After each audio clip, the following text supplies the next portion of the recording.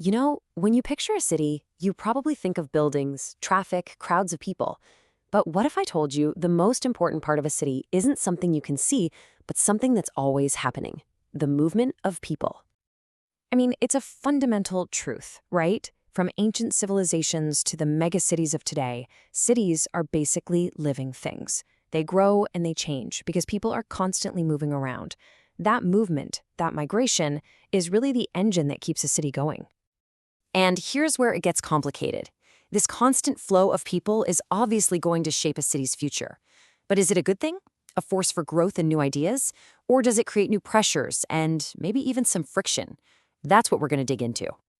So, to make this real, let's not just talk in hypotheticals. We're going to zoom in on one specific place in the UK, the city of Stoke-on-Trent.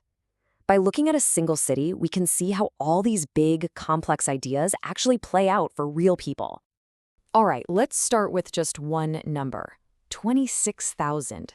That's how many people living in Stoke-on-Trent were born outside of the UK. But, as you know, a number by itself doesn't really tell you much.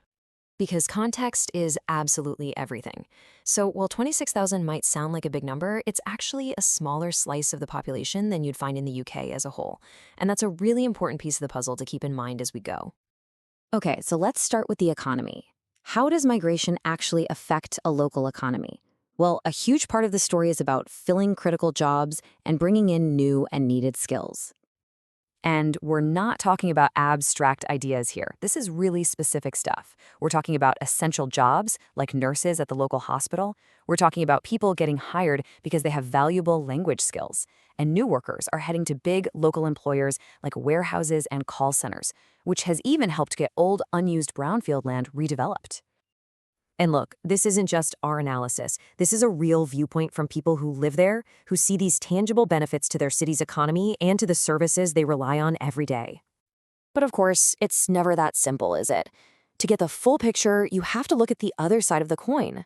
You have to understand the concerns and the pressures that people in the community might feel. So here you have it, the two stories, side by side.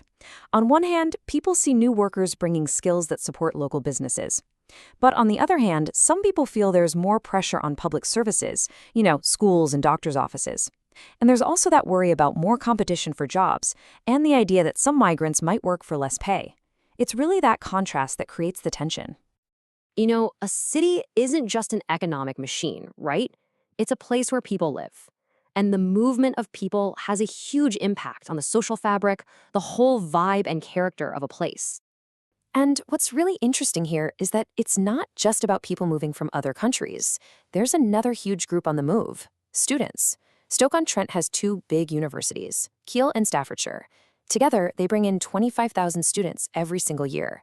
That's a whole other layer of migration shaping the city. And you can actually feel this. It creates this pulse in the city. Some neighborhoods that are popular with students, like Shelton, are just buzzing with energy during the school year. But then come the holidays, they get super quiet. So this temporary or transient population totally changes the city's character depending on the time of year. And then there's the culture. I mean, the stuff you can actually see, hear, and taste every day. Migration weaves new traditions, new ideas, and new experiences right into the heart of a city. What are the most visible examples? Well, for one, a huge increase in the variety of restaurants, bringing all sorts of international food to the city. And with that comes new cultural events and festivals. These are the kinds of changes that can make a city a more interesting and vibrant place for everyone. Now, this is a really important point. These community dynamics, they don't just stay the same. Back in 2012, there were reports about friction and difficulties. But since then, there's been a real coordinated effort. You've had local councils, the police, and schools all working together to try and smooth things over and build a stronger community. All right, so let's pull all these threads together. We've looked at the economic pluses, the perceived pressures on the community, and the big cultural shifts. It's pretty clear that to understand what's going on, you have to look at the whole, balanced picture. So to really get it, you kind of have to hold all these different ideas in your head at once. First, you have to acknowledge the real economic contributions. Second, you have to recognize that some people do feel pressures on services and jobs. And third, you have to stir in all the other changes, like that huge student population that make every city story a little different. So, in the end, this is never a simple good or bad story. It just isn't. The movement of people is this constant force that makes the city more dynamic, more complex, and yeah, sometimes more challenging, but it's always changing.